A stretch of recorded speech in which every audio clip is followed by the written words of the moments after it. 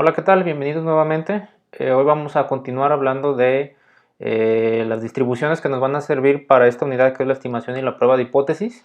En la clase anterior o en la última clase ya les comenté acerca de esta distribución que vamos a ver ahorita, que es la distribución TD-Student. Entonces, les voy a enseñar también cómo leer la tabla de la distribución TD-Student que ustedes ya tienen, ya se las pasé.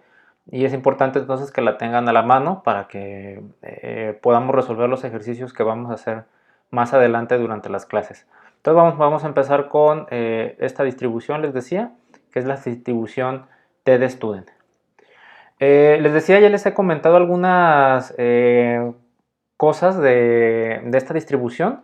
Por ejemplo, la última clase que tuvimos, les comentaba acerca de, digamos, un par de características importantes para poder decidir si utilizo una distribución normal como tal, valores de z, o utilizo una distribución TD-Student. Y les decía que uno de los criterios era el tamaño de la muestra, ¿no? Que si tenemos tamaños de muestra pequeños, como consideramos pequeños, generalmente menores a 30, vamos a utilizar una distribución TD-Student. Pero además hay otro criterio muy importante, que es el conocimiento de la varianza poblacional o de la varianza muestral. Entonces, inclusive les hacía la comparación de las dos fórmulas para sacar el intervalo de confianza, en donde cuando yo utilizo la z, la fórmula me indica que tengo una varianza de población. Entonces necesito yo saber la varianza de la población para poder hacer el uso de la distribución z, o de la distribución normal más bien. Y les ponía la fórmula para sacar los intervalos de confianza, en donde veíamos que además de cambiar la t, como el estadístico o el parámetro que nosotros vamos a estar buscando en las tablas, también venía un cambio de la varianza, que era una varianza de muestra. Recuerden que inclusive tienen diferentes símbolos por los cuales la representamos.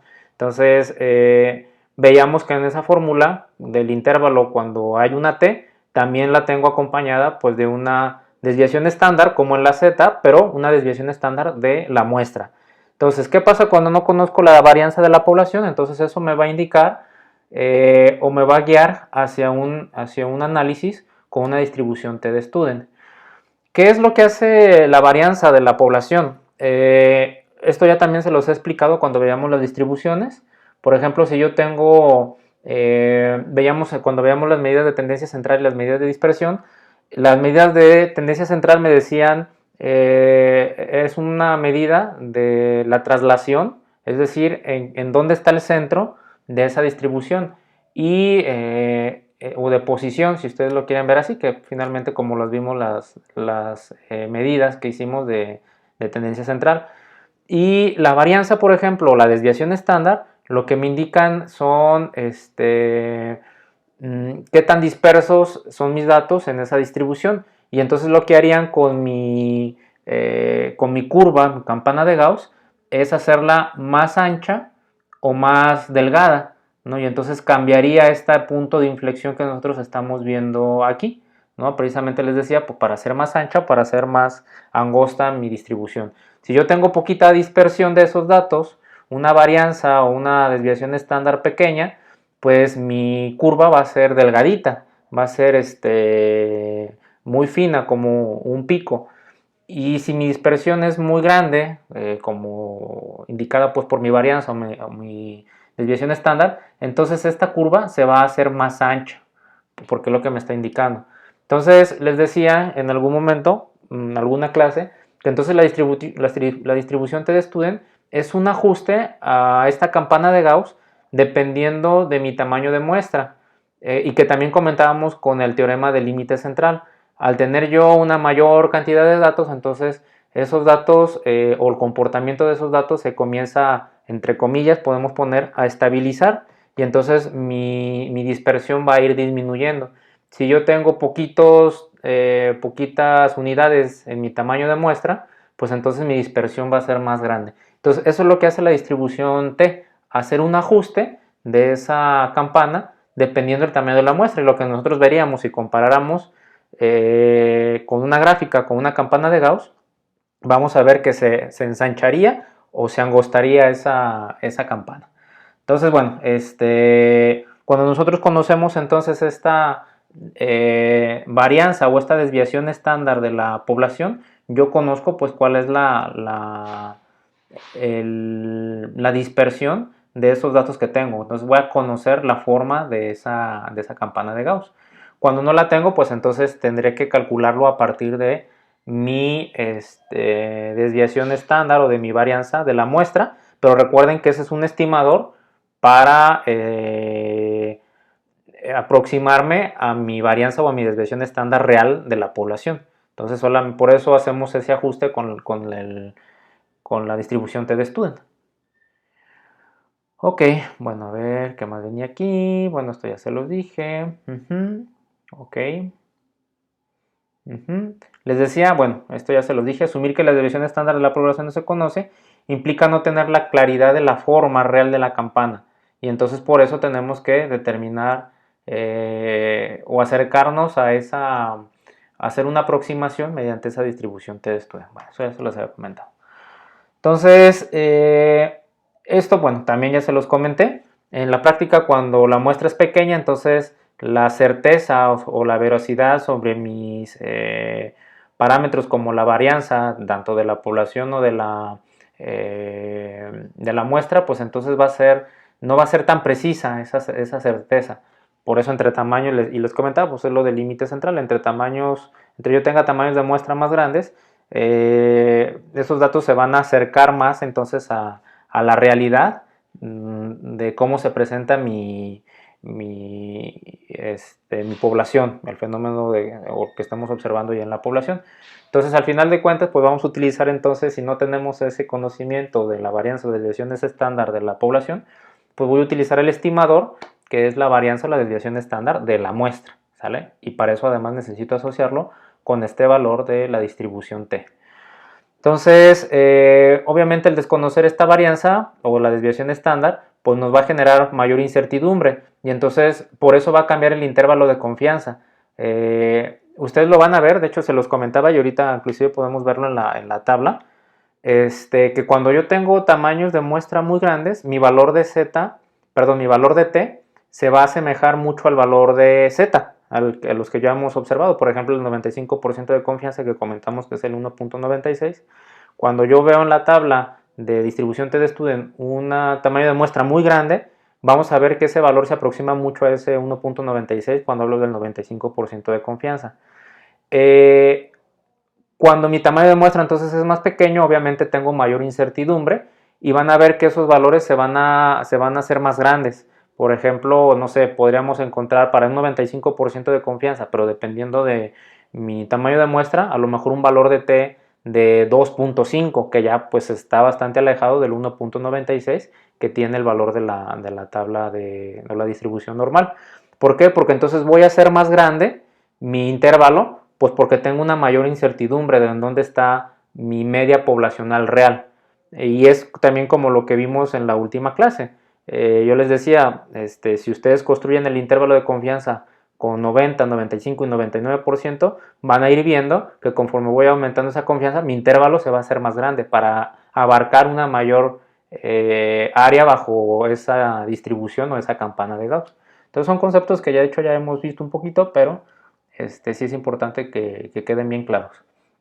Entonces, les decía, finalmente lo que vamos a hacer con esta distribución t-de-student es corregirlo a la curva normal. Por eso les decía, entre más grande sea mi tamaño de muestra, pues va a ser prácticamente como la distribución normal. Sin embargo, cuando tengo tamaños pequeños de muestra, entonces sí es muy importante hacer esta corrección porque va a haber una mayor incertidumbre de esos datos. Entonces realmente es lo que hacen, mire, aquí lo podemos observar un poquito con este dibujo, ¿no? Entonces yo tengo una distribución normal, que es esta campana que está en azul, y la distribución t-de-student, dependiendo si yo tengo, vamos a ver un concepto que se llama grados de libertad, pero que se deriva pues del tamaño de la muestra. Grados de libertad de forma práctica, se los voy a decir de una vez, después vemos algunos conceptos teóricos, pero los grados de libertad es n-1, es decir, el tamaño de la muestra menos 1. Entonces esos son grados de libertad. Si yo, por ejemplo, tengo un tamaño de muestra de 20, mis grados de libertad van a ser 19. Si yo tengo un tamaño de muestra de 15, mis grados de libertad van a ser 14. Entonces, esos grados de libertad que están asociados al tamaño de la muestra me van a ir indicando cómo va a ser entonces el ajuste de esa curva. Les decía, si se va haciendo más ancha o se va haciendo más angosta. Entonces, eso es lo que nosotros observaríamos si graficáramos esas distribuciones y las traslaparíamos con la distribución normal, cómo se va ensanchando o cómo se va haciendo más angosta conforme a mi tamaño de muestra o a mis grados de libertad, que ya les dije que proviene de mi tamaño de muestra. Bueno, y aquí nada más es un poquito como de contexto, de historia, nada más lo voy a pasar muy rápidamente porque, pues bueno, esto ustedes lo pueden revisar en cualquier libro de estadística, de historia inclusive. ¿Cuál es la relación, por ejemplo, de la estadística y la cerveza? ¿No? Bueno, la relación es porque precisamente este personaje que propuso y dio esta distribución Ted Student fue un trabajador de una compañía cervecera de los señores Guinness en Dublín. Entonces, este personaje se llamaba William Seeley Gossett, que nació pues ahí en ese año y en esa fecha que observamos ahí. Y les decían, él trabajó en esta cervecería, pero él era o sea, era una persona con formación académica. Llegó a ser más tarde profesor del New College de Oxford, en donde estudió también además, o había estudiado matemáticas y química. Entonces él en algún trabajo que tuvo, observó, por ejemplo, en esta cervecería, observó, por ejemplo, la importancia de los muestreos para las cuestiones estadísticas y de los tamaños de la muestra. Y entonces de ahí él propone esta distribución T-de-Student. Entonces, les decía, es un poquito de historia nada más.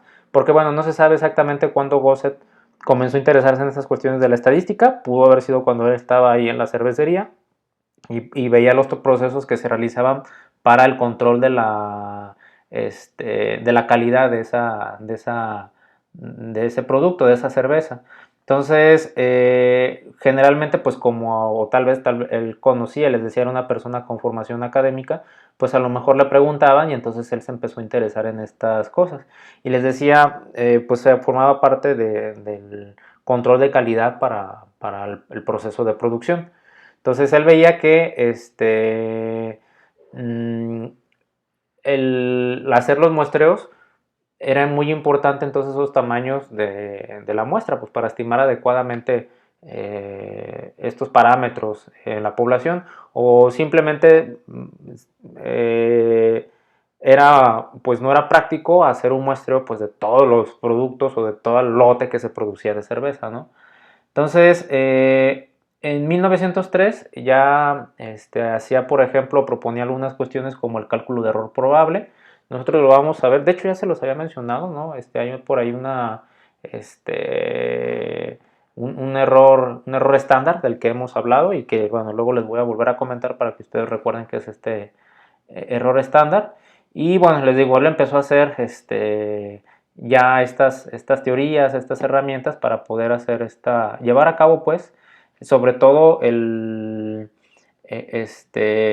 las cuestiones estadísticas que pues se presentaban ahí en la cervecería, ¿no? Y entonces pues él y veía pues el proceso, el fenómeno que se presentaba con sus variables como los materiales, los cambios de temperatura, y entonces necesariamente pues se necesitaban hacer algunas series de experimentos, pero había ciertas limitaciones pues para estas muestras grandes. Entonces vio esta necesidad, les decía, tal vez de que las muestras pequeñas pues se trataran de forma correcta, ¿no? Y entonces eso es finalmente lo que hace la distribución T-de-Student, de muestras pequeñas, tratarlas correctamente mediante este ajuste a la distribución normal. Y bueno, ahí tenemos a este personaje, a William Gossett.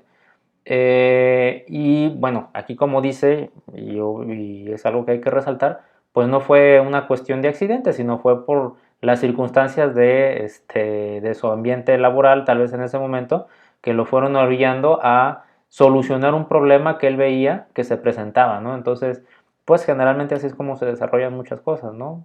ante una, obviamente también hay cosas que se desarrollan, digamos, como un poco de accidente. Podemos poner el caso de la penicilina, ¿no? Que podríamos decir que también fue una especie de accidente. Pero hay otras cosas que, bueno, se van desarrollando de acuerdo a las necesidades o las problemáticas que se observan, y entonces alguien que busca esa solución para mejorar, inclusive a lo mejor no piensa en mejorar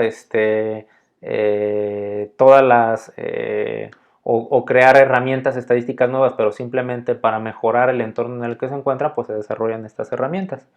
Entonces, bueno, además de esto, ustedes me dirán, bueno, es William Gossett, pero ¿por qué viene el nombre de la distribución TD-Student? Como él trabajaba para esta compañía, para la Guinness, pues él no tenía permiso de divulgar, digamos, los experimentos y los datos que él iba recolectando de ahí. Entonces, porque pues pertenecían a la empresa, ¿no? Eran datos privados. Entonces, él lo que se le ocurrió fue empezar a publicar sus trabajos con un seudónimo en el que se firmaba por sus trabajos como student, ¿no? Entonces por eso es la distribución T de student, y por eso de ahí viene. Entonces, pues al principio que él empezó a publicar, pues ni siquiera se conocía a ciencia cierta quién era el personaje que desarrollaba estas herramientas estadísticas. Les digo, pues bueno, ya después se supo que era William Gossett con el seudónimo de student. Entonces, es un poquito de historia nada más. No solamente esta distribución TD-Student es la única que está asociada a la distribución normal. Ya les comenté que esta distribución TD-Student pues es un ajuste a la distribución normal. Pero además hay otras distribuciones que vamos a ver también en esta unidad. Por ejemplo, bueno, las TD-Student que ahorita estamos viendo, la chi cuadrada que vamos a ver también, o la G cuadrada, como le quieran llamar, y la F de Snedeker, que también es otra distribución asociada a la distribución normal que nosotros vamos a ver. Entonces, vamos a ver durante esta unidad, pues precisamente cuándo utilizar una chi cuadrada, una TD-Student, una F de Snedeker o una distribución normal como tal, ¿no? Entonces, ya les empecé a platicar un poquito cómo distinguir cuándo utilizar una distribución T y una distribución normal, ¿sale? Y entonces los demás obviamente los iremos viendo conforme vayamos avanzando en esta unidad. Entonces eso es muy importante porque me he fijado durante pues estos años que he dado esta clase que generalmente lo que les cuesta más trabajo es, o a veces lo que se tardan un poco más, porque realmente las operaciones son sencillas, es identificar con qué prueba o cuál es la prueba adecuada para resolver el problema que se les presenta, ¿no? Y entonces en un examen se les va media hora pensando o tratando de descifrar cuál es la metodología o la distribución adecuada para resolver el problema o los problemas que tienen en el examen. Y entonces pues ya se les fue tiempo, y aunque les decía, las operaciones son sencillas, a veces son un poco laboriosas, que les llevan tiempo y no alcanzan a terminar. Entonces, una de las primeras cosas que vamos a hacer, o una de las cosas que voy a estar poniendo énfasis, es en cómo identificar qué tipo de distribución vamos a utilizar. Y por eso hace un momento también les comentaba, y en clases anteriores, de cómo identificar cómo utilizar, por ejemplo, la normal y la distribución TD-Student cuando hacemos un intervalo de confianza. Y ya se los dije, ¿no? Un criterio es el tamaño de la muestra y el otro criterio es el conocimiento de la varianza o la desviación estándar de la población. Bueno, y ya todo esto de las distribuciones pues nos va a servir para hacer nuestras pruebas de hipótesis, que precisamente pues de eso se trata de esta unidad, ¿sale? Entonces, ahorita estamos viendo un poco cómo se comportan estas distribuciones, y ya en algunos ejercicios que ya haremos las siguientes clases, pues ya iremos haciendo estas pruebas de hipótesis que ya también hablé en algún video previo. Les decía, la distribución TD-Student tiene este parámetro denominado grados de libertad, que ya les dije está asociado al tamaño de la muestra. De forma muy sencilla, grados de libertad es entonces n-1. Si yo tengo un tamaño de muestra de 25, mis grados de libertad son 24. Entonces, cuanto mayor sean mis grados de libertad, es decir, cuanto mayor sea mi tamaño de muestra, más se va a acercar esta distribución a una distribución normal, ya se los había comentado, y sigue siendo simétrica con respecto al cero, ¿no? Entonces tenemos las mismas propiedades que una distribución normal en ese sentido, ¿sale? La simetría. Y entonces es precisamente lo mismo que vamos a estar haciendo, con lo que les comentaba, por ejemplo, en la prueba de hipótesis. Si yo tengo valores muy alejados, por ejemplo, en las orillas, en las colitas de esta distribución, ya sea a la izquierda o sea a la derecha, pues eso significa que yo tengo valores anómalos, entre comillas, o valores que se salen pues del común de mis datos que están aquí alrededor del centro sí, al centro de la distribución, ya sea normal o la distribución T, es decir, de la campana de Gauss. Entonces, bueno, eso ya habíamos comentado un poquito de eso.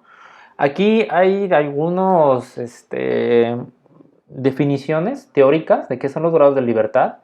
Entonces, la verdad, este concepto de grados de libertad es un concepto pues un poco más matemático. Que bueno, a lo mejor no sería tan sencillo o no es tan sencillo de entender, pero les digo, de forma práctica, pues simplemente son, para lo que nosotros lo vamos a estar trabajando, pues son n-1 para los grados para estas distribuciones que vamos a ver. Cuando nosotros, por ejemplo, veamos el análisis de varianza en la ANOVA, vamos a ver que los grados de libertad se pueden definir también de otras formas, pero va a ser particularmente para cuando construyamos esa tabla de ANOVA. Entonces más adelante lo vamos a ver. Por el momento, como lo vamos a estar trabajando, grados de libertad es n-1, ¿sale? Y entonces esta n-1, les decía, nosotros consideramos tamaños de muestra generalmente grandes, después de o mayores de 30. Y entonces cuando yo tengo grados de libertad mayores a 30, mi distribución ya se empieza a asemejar más, entonces, o se empieza a angostar hasta asemejarse a una distribución normal. Les digo, ahorita lo vamos a ver en la tabla para que vean los valores. Aquí están, les decía, los conceptos de los grados de libertad. Y son de varios libros, ¿no? Por ejemplo, está el de Daniel, que es una de las referencias que utilizamos, que se fijan, pues es un poco extensa. Dice, la suma de los valores de las desviaciones de los valores individuales con respecto a su media es igual a 0. Hecho que puede demostrarse si conocen los n-1 valores de los valores a partir de la media, entonces se conoce el enésimo valor, ya que queda determinado automáticamente debido a la restricción de que todos los valores en n sumen 0. Si se fijan, es un concepto pues un poquito complejo, ¿no? No es un concepto tan sencillo de asimilar. Por ejemplo, podremos encontrar algunos otros. Aquí está el de Dawson 2005. Dice, el valor de los grados de libertad se relaciona con el número de veces que se usa la información de la muestra. Bueno, es una definición un poquito más cortita que a lo mejor podría ser más entendible. Y aquí hay otras más, ¿no? Entonces, ustedes pueden buscarlo, qué son los grados de libertad. Pero bueno, a lo mejor alguna que nos pueda servir, puede ser, o que podamos entender un poquito mejor, sería la de Dawson, la última que acabo de leer, o por ejemplo esta de Living 1996, se define como el número de valores que podemos escoger libremente, que están muy relacionadas con las demás definiciones, ¿no? Por ejemplo, la siguiente, los grados de libertad de una prueba estadística son el número de datos que son libres de variar cuando se calcula tal prueba, ¿sale? Entonces es,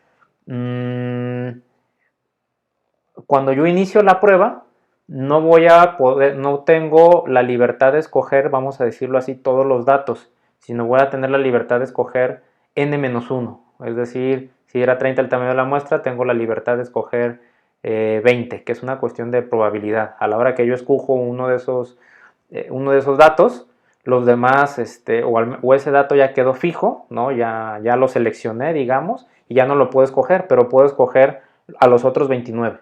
Entonces es un concepto, les digo, un poquito más abstracto, matemático, pero bueno, al final de cuentas, de forma práctica, con que ustedes sepan por lo pronto que ahorita que los grados de libertad son n-1, con eso es suficiente, ¿sale? Para poder hacer los ejercicios de más adelante. Bueno, dice, bueno, esto ya se los había comentado. Si nuestro tamaño de muestra es muy grande, en la distribución T, nosotros lo que vamos a ver es que se asemeja mucho a la cantidad que podemos encontrar en la distribución normal, es decir, a ese 1.96 cuando nosotros tenemos un 95% de confianza. Hoy ahorita lo vamos a ver en la tabla, ¿sale? Esto ya se los había comentado y ahorita lo vemos en la tabla para que vean que sí es cierto. Esto también ya se los comenté, de hecho en la última clase se los comentaba. Entonces, cuando nosotros queremos calcular un intervalo de confianza para la media, pero cuando no conocemos la varianza de la población, en los primeros ejercicios que estuvimos haciendo en clase, cuando les comentaba lo de la prueba de hipótesis y todo esto, que utilizábamos Z, ahí para Z yo conocía el valor de la varianza de la población. Y entonces en la última sesión les decía, fíjense en la fórmula para un intervalo cuando trae el valor de la t, de la distribución t, viene además entonces el símbolo de la varianza, o bueno, más bien el símbolo de la desviación estándar, pero de la desviación estándar de la muestra. Entonces, la única diferencia cuando la varianza de la población no se conoce es que el valor de la probabilidad que debe emplearse para determinar el intervalo de confianza de la media es el valor t para los grados de libertad correspondientes. Entonces, si ustedes tienen un problema, si ustedes tienen un ejemplo, un ejercicio, y les dice, no se conoce la varianza de la población, o inclusive aunque no se los diga, pero ustedes tienen el valor de la varianza o de la desviación estándar de la muestra y les diga el problema, la varianza o la desviación estándar de la muestra es de tanto, entonces yo voy a pensar en utilizar una distribución T, ¿sale? Entonces esto ya se los había comentado. De todas formas voy a dejarles algunos ejercicios, así como que revueltos, combinados, para que ustedes identifiquen cuándo utilizar Z y cuándo utilizar T. Pero es así de sencillo, ¿no? Si yo no conozco la varianza, la desviación estándar de la población, pero conozco la de la muestra, entonces voy a utilizar T. Si conozco la de la población, entonces utilizo el valor de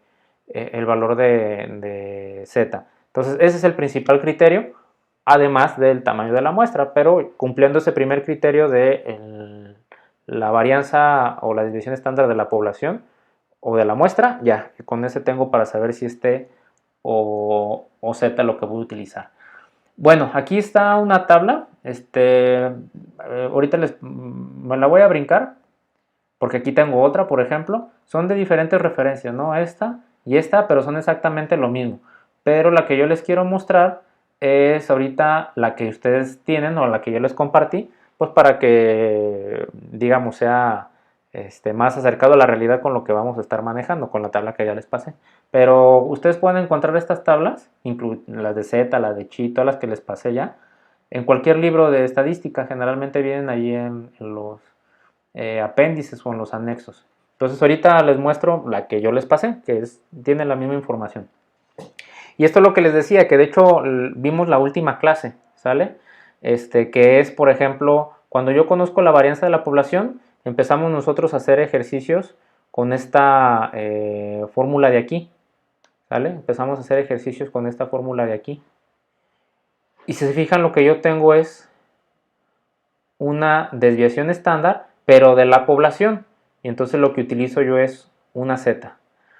Y entonces en esta fórmula que yo tengo acá, si se fijan, yo tengo es la misma estructura de la fórmula, si se fijan, pero aquí yo tengo una desviación estándar de la muestra. Y entonces lo que yo voy a utilizar, pues es el valor de la tabla de la distribución T de estudio, ¿sale? Les decía, esto ya lo vimos en una clase, en la última clase lo vimos. Vamos a ver, eso, muy bien. Pero igual pues aquí está para que ustedes lo recuerden, o los que no les quedó muy claro en esa sesión que tuvimos por Meet, pues es estas fórmulas que les presentaba ahí, ¿sale? Entonces, les decía, pues esa es la única diferencia que tenemos en estas fórmulas. Y de una vez les digo, aprovechando que está aquí la fórmula o las fórmulas, a todo esto, a lo que le sumamos o le restamos la media, a todo esto es a lo que le llamamos el error estándar, ¿sale? Todo esto es el error estándar. Obviamente igual acá, es lo mismo. Todo esto, que es lo que yo resto o lo que yo le sumo a la media, es lo que conozco como el error estándar, ¿sale? Entonces no se los olvide, porque por ahí luego en alguna ocasión puede venir alguna pregunta de que calcule el error estándar y dicen, híjole, ¿cómo hace el error estándar? Nunca vimos el error estándar. Este valor que ustedes calculan aquí, esto es el error estándar, ¿sale? Bueno, esto nada más era para que de una vez lo supieran. Aquí viene un ejemplito, nada más no recuerdo si viene, sí, ahorita lo resolvemos, pero primero quiero mostrarles entonces cómo viene la tabla que yo les pasé. Miren, esta es la tabla que yo les pasé, la tabla de la distribución TDStudent, aquí está. Si se fijan viene la misma gráfica que es la campana de Gauss. Igual me indica cuál es el valor que me está dando esta gráfica. Y entonces dice que los valores críticos, ya en alguna ocasión cuando empezamos a hablar de la prueba de hipótesis, hablábamos de las regiones críticas, ¿no? De esos valores críticos, los vamos a volver a comentar cuando empezamos a hacer ejercicios de prueba de hipótesis para que ustedes se acuerden cómo es, pero están entre esos valores de menos t y t, o si era una distribución normal, pues era de menos z y z. Entonces, si se fijan, esta tabla es diferente a la distribución normal. La distribución normal, yo lo que tenía aquí, en todos estos datos que veo aquí, eran valores de probabilidad. Estos no son valores de probabilidad los que yo tengo aquí en esta zona, pues en todos estos números. Estos son los valores de t. Todos estos son valores de t. Y las probabilidades vienen aquí arriba. Entonces, ¿por qué vienen tantos valores de t? Porque yo puedo tener muchos grados de libertad, ¿sale? Entonces, acuérdense que en la distribución normal, yo les decía, si ustedes conocen prácticamente el valor de z para 90, 95 y 99% de confianza, eso es lo que van a necesitar. No van a necesitar aprenderse o estar buscando a cada rato los valores, porque no va a cambiar o no va a modificarse a pesar de los datos. Sin embargo, aquí sí, aunque yo tenga el 95% de confianza, mi valor de t va a cambiar si yo tengo 1, 2, 3, 4, 5, 10, 20 grados de libertad. Es decir, si yo tengo 2, 3, 4, 21, 30 de tamaño de muestra. Entonces eso va a depender de cada problema que yo tengo. Entonces, esto es el valor, estos son los valores de t, los que yo voy a estar buscando. Si se fijan acá está el valor de la probabilidad, que ese es el valor de la cola p, ¿sale? Este valor de p. Es decir, si yo les digo 95% de confianza, acuérdense que también lo vimos la última clase, yo tengo un 0.05, bueno, hablando en términos de probabilidad sería 0.95 y entonces me queda lo que me falta de la distribución es el 0.05. Pero si es una distribución, bueno, vamos a manejar este concepto un poquito más adelante, o de hecho ya se los comenté en algún video, pero a lo mejor no lo recuerdan. Si mi distribución es bilateral, es decir, si yo tengo una porción aquí y una porción de este otro lado, entonces no sería el 0.05, sino sería el 0.025. Y entonces, para 95 grados de libertad, cuando yo tengo, le llamamos prueba bilateral, es decir, que está en los dos lados, distribuida esa probabilidad.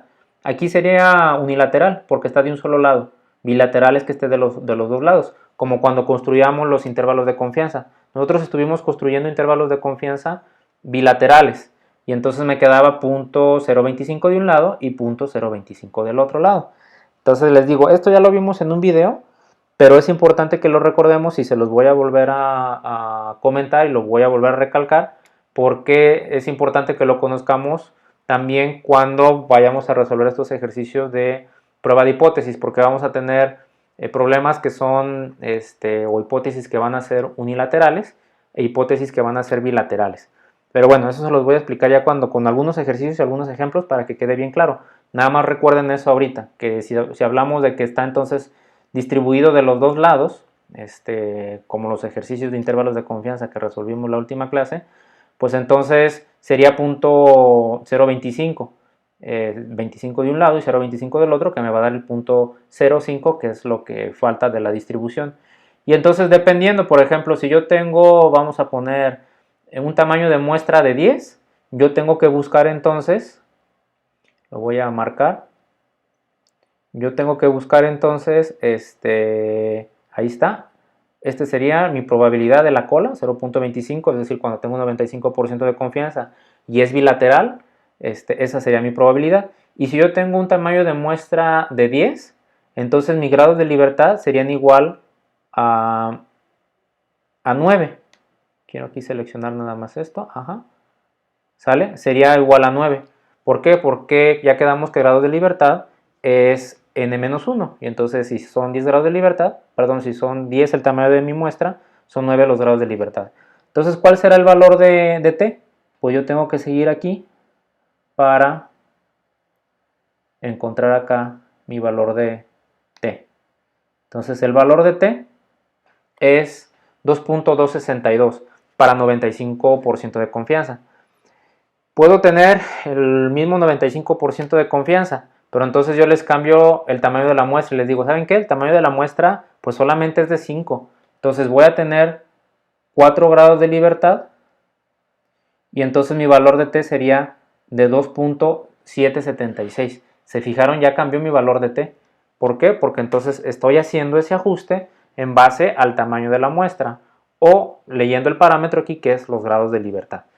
Y luego les decía, si nos vamos por ejemplo yendo hacia abajo, vamos a seguir esta columna que es la de 0.025 y yo por ejemplo llego a un tamaño de muestra de, vamos a decir, de 1001, ¿no? Yo tengo 1001 de tamaño de muestra. Entonces, ¿cuánto es mis grados de libertad? Pues son 1000, ¿no? Es un tamaño de muestra muy grande. ¿Se fijan entonces cuánto sería mi valor de t? Mi valor de t es de 1.962. ¿Cuánto es el valor de z con 95 grados de libertad? 1.96. Ya ustedes lo buscaron en su momento y me dijeron que era 1.96. Entonces se fijan, conforme mis grados de libertad van aumentando, es decir, conforme mi tamaño de muestra es más grande, mi valor de la t se va aproximando cada vez más al valor de la z. Inclusive, por ejemplo, aquí en esta misma tabla, les ponen aquí hasta abajo valor de z, digo, como para que ustedes no se les olvide. Inclusive podrían únicamente cargar a lo mejor esta tabla de t, porque aquí abajo vienen los valores de z, ya quedamos que los valores de z pues no necesitan tantos valores. Y aquí está, el de 1.96 para 95% de confianza. Entonces, si un día se les olvida su tabla de distribución normal, pero traen esta tabla que yo les pasé de la TDStudent, pues aquí abajo podrían ver los valores de z, al menos para el nivel de confianza o los niveles de confianza más utilizados. Y por ejemplo, hasta aquí abajo viene el 95% de confianza, fíjense. Aquí ya directamente les dice cuánto es el nivel de confianza, 95, que corresponde para un intervalo bilateral o con dos zonas críticas, es decir, hacia la izquierda y hacia la derecha de la curva de 0.025, ¿sale? Entonces, si saben que es bilateral, por ejemplo, o que está distribuida pues en los dos lados esta probabilidad, esta P que les falta, se pueden ir a leer directamente aquí a 95%, por ejemplo, y va a ser entonces de 0.025 lo que hay en cada lado. O si tienen, por ejemplo, 90% de confianza, pues si ustedes se van acá a leer, pues va a ser el 0.05. Van a tener 0.05 de este lado y 0.05 del lado izquierdo, ¿sale? Entonces, bueno, son nada más cosas que ya hemos estado viendo, pero que son bien importantes que no se les olviden. Y les digo, de todas formas, lo vamos a poner en práctica y ahí les va a quedar bien claro a qué me refiero con cada uno de esos, datos, ¿sale? Bueno, entonces vamos a ver, aquí debo de tener un ejemplito ahorita como para que veamos cómo se resuelve. Y yo creo que con eso terminamos el video. Miren, dice, se hicieron determinaciones de amilasa en suero de una muestra de 15 personas aparentemente normales. Esto de aparentemente normales es